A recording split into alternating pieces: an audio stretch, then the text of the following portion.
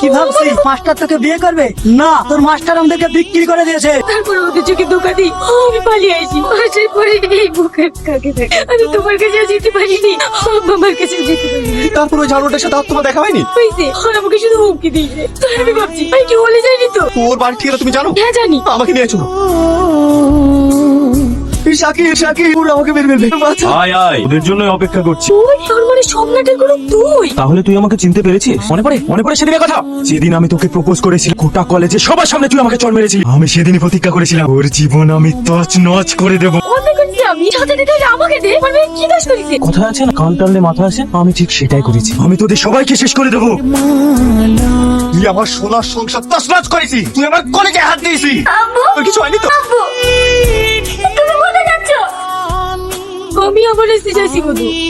না মা, আজ থেকে তুমি আমাদের সাথেই থাকবে। আমি যে অন্যায় করেছি মধু, তোর আব্বার কাছে মুখ দেখানোর মতো না। মানুষ মাত্রই ভুল হয়, যে মানুষ এই মানুষকে ক্ষমা করবে না সে আবার কিসের মানুষ?